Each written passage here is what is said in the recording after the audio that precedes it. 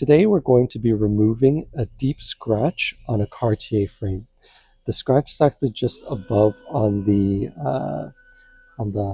upper eye rim of the plastic frame. Typically when we do this, we'll use a buffing wheel or polishing lathe like this. You don't have to have one of these. You can use a Dremel tool, but since we have one available, we might as well do it the quickest and easiest way.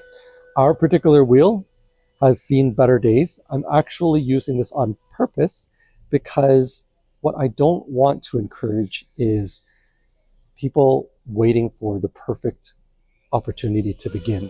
You can start off with the most basic product.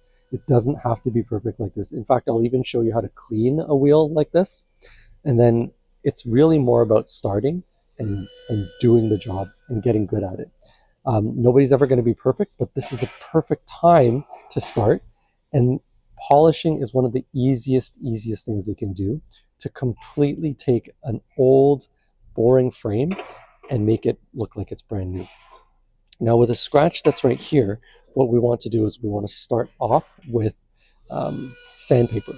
And the sandpaper that we typically use is 400 grit. It's relatively it's a relatively dense grit, but we actually move up from there. So the small area here is where we want to start off with. But when you sand, you don't want to just do one tiny spot. You want to go across lightly and sand the entire area. And so by doing this, you can already see that most of the scratch has actually been removed with a 400 grit paper. And so from here, what we want to do is change the paper to 800.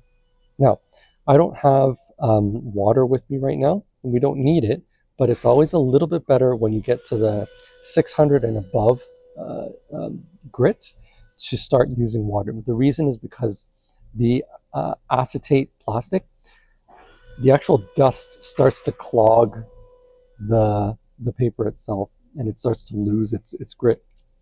Now, for the purposes of doing something like this, it's so small and so easy to do, we don't really need it. And so all I'm doing is just gently, either in circles or back and forth, just to remove a little bit of the layer. Now, what we don't want to do is do it so much that it dents it in. It's unlikely to happen, but for this, just keep that in mind. And that looks about right. That should be about fine. From here, now we go on to the polishing. Now, before we begin the polishing, I'm going to actually clean the wheel because it's clearly has seen better days. Its actual threading has been cut, and so that's why it's splayed out in this way. Now, when it starts to spin, it will start to tighten up just by virtue of the centrifugal force. But for the purposes of if you want to get something brand new, it's going to be nice and tight like this. Now, again, the whole goal of this video is simply to show you can still do stuff. It doesn't have to be perfect. And so I'll start to begin now. Now, first of all, I have a steel brush. Now the steel brush will be used to abrade and basically remove all the dust and the existing wax that's here.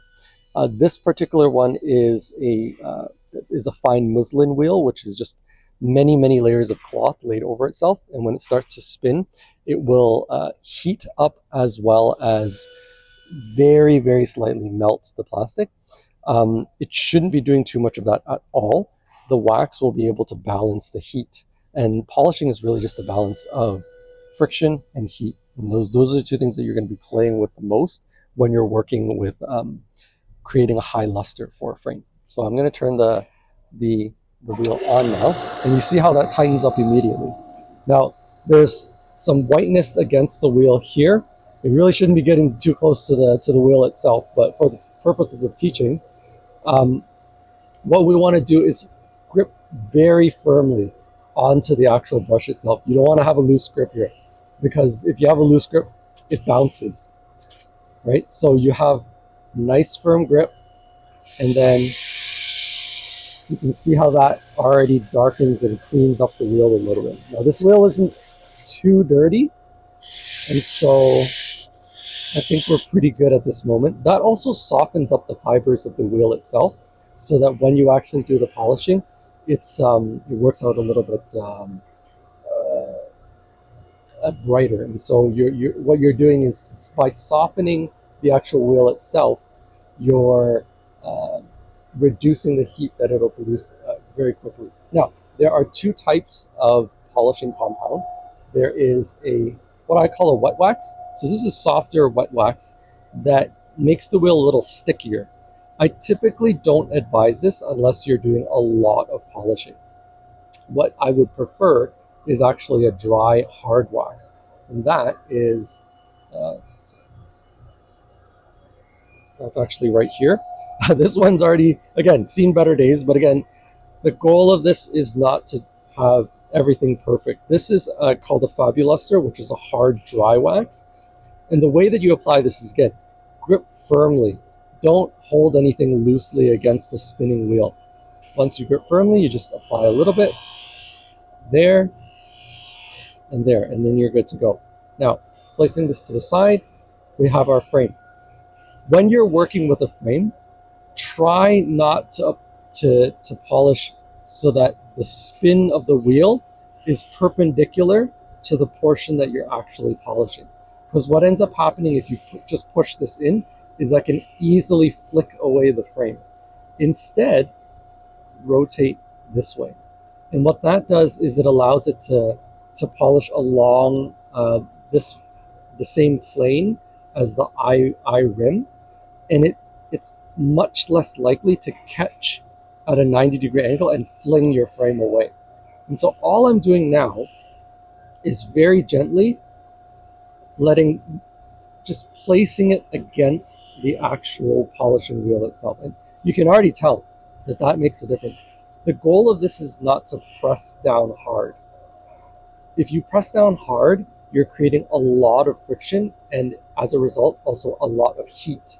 You don't want that. What you want is to let the spinning of the wheel, do the work for you.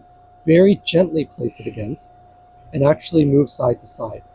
And so by moving side to side here, I'm also reducing the amount of heat that's being applied to the surface area of the actual frame itself.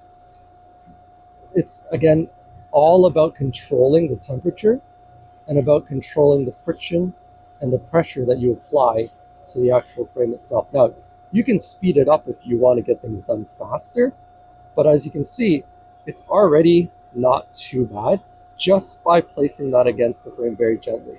Now, in a more ideal situation, this particular wheel would be brand new. As it's brand new, the wheel itself will be a little bit denser or tighter, and that will allow for more even polish.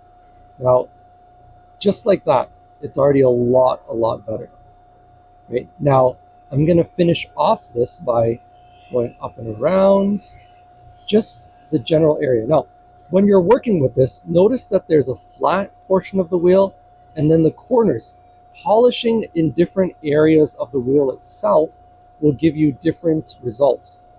If I go to the center, it's actually a harder part of the wheel. Because of centrifugal force, the wheel tightens up on its own, and this area right here is actually the hardest area of the wheel itself. On the side of the wheel, it's actually softer. So spinning at the same rate, but at a softer, compression of the wheel gives a finer result. And so when you're polishing, you start off in the center because you want to get done. You still want to start off doing things quickly, right? And from there, you move to the side of the wheel where it's softer to then finish off the remaining of the polishing. And so as you can see here, it's done. It's very high luster already. And just see, no more scratch. And that's how that's a very simple way of polishing the frame.